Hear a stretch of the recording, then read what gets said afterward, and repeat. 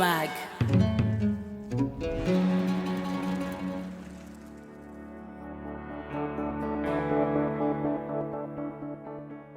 Je banyita Kabarenzi Rosine, nkaba ndi umukenyezi yubatse n'umugabo umwe, abafise n'abana bane. Akazi ka misi yose sanzwe ndi mu burimyi n'ubworozi. Inyuma y'ivyo nkaba ndi umukenyezi, hanyuma nkabafasha mu vyerekeye agateka k'abana n'abakenyezi. Je ivyo vyo kuja mu gateka k'abana n'abakenyezi natanguye kubijamwo muri 2007. Muri 2007 niho twatangura n'amashirahamwe ya nawe nuze, hanyuma aratwigisha mu vyerekeye ivyo uko ingene twitwara mu kibano no gutatura amatati bidaciye mu ngwano.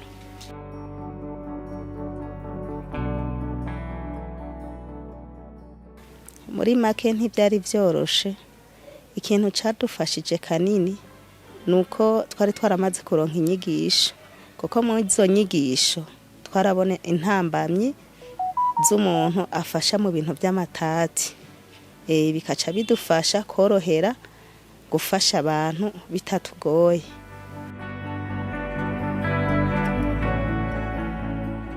Gusa mu kibano kugira ivyo vyose ubikore no kuba ufise icizegwe mu kibano, kandi uri umukenyezi w'ibanga, kandi ufasha abantu ata kintu urinze gusaba.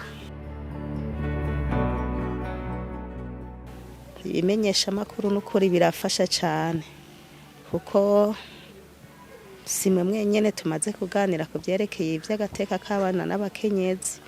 Ni imigwi myinshi itandukanye iza gukurikirana iby'ubuzima bw'abana n'abakenyezi ngaha ku mutumbi wacu. No kuvuga yuko ivyo bimenyesha makuru navyo bifise uruhara muri ivyo vy'abakenyezi. Iryo hohoterwa ico maze kubona ni ukuganira, ni ikiganiro c'abubakanye, hanyuma inyuma yo kuganira bakubahana. Bamaze kubahana nibaza ko ibintu byose bica bigenda neza.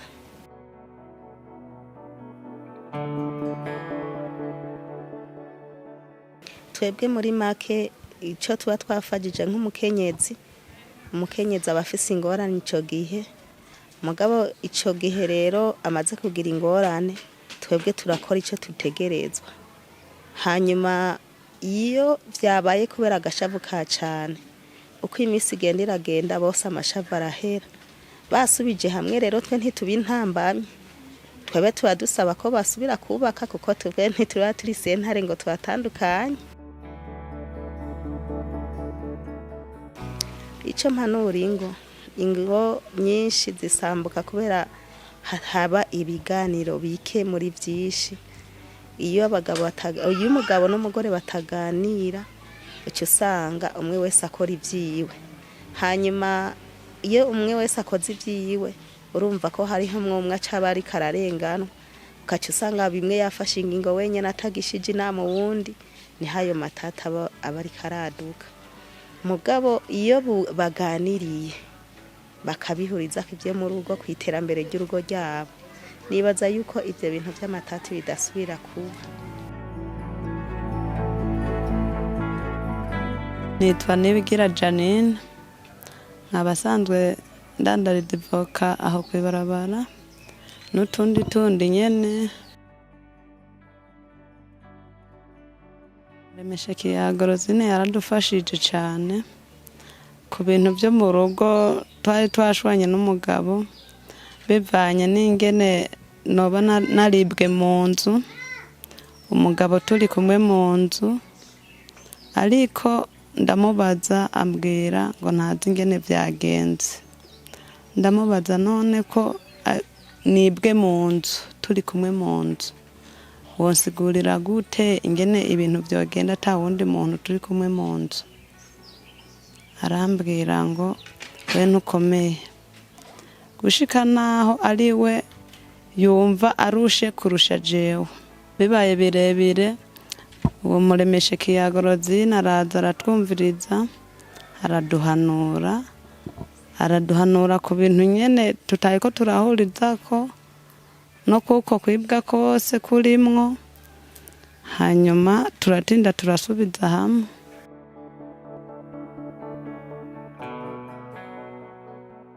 Cane gose ikidushimisha nuko aba ari umukenyezi nkatwe, ata kintu na kimwe twomuhisha bivanye nuko tuba tumwituye, turamwisanzurako gose.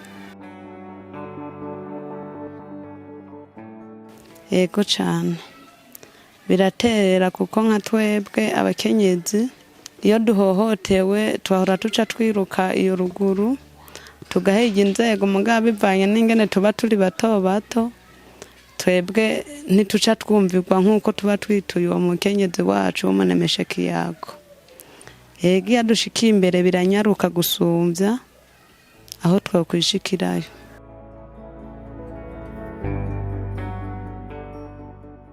Abakenyezi baciye nk'ivyo naciyemo, nobahanura yuko bishitse bokwitura abajejwe ubutungane bakabatunganiriza, bagahamagara abamuremesha kiyago bakabashikiraho batari gushika, hama bakababwira ibibazo vyahabaye kugira babahanure. Ntwa Wambajimana Everine, nkaba ndandaza amavoka, nkaba nturuka hepfo mu Rusuguti. Irya mbere naramutumye ko araduhanura birahera, ubugira kabiri cindamutuma ko amaraso yamaze kumeneka, aca telefoni inzego zikuru zimaze gushika, baca bamuduganya je caguma mbandanya no kwivuza kwa Moyize. Hanyuma bukeye candaja muhira, nako cendaja muhira bukeye nyine mu gitondo cenda kuri peji, ngiye kuri peji barambaza ati mbu umugabo wawe umwipfuriza iki? Ndavuga ati jewe n'ukuri ako kumbaza ati umwipfuriza iki, yarabanje kusaba imbabazi. Ndavuga ati jewe arinze asaba imbabazi nta kintu kirekire no mwipfuriza, avuga ati none umusabiye mpimba umusabiye utaha. Ndavuga toya je nta mpimba ndamusabiye natahe, uko mu mvyaro zitandatu tuvyaranye iri kosa ryo kumena amaraso ryabaye irya mbere. Ca turataha kugeza n'uyu munsi rero iyo kosa ntirasubira kuza. Ca ndonga ndahamagara n'abanyarusengero seho nsengera, barafasha gusenga, barafasha no guhanura, barambwira ati katakwishe upfushike wewe, kadubafashe gusenga, ubu n'umwasi w'abadayimoni wabateye mu nzu.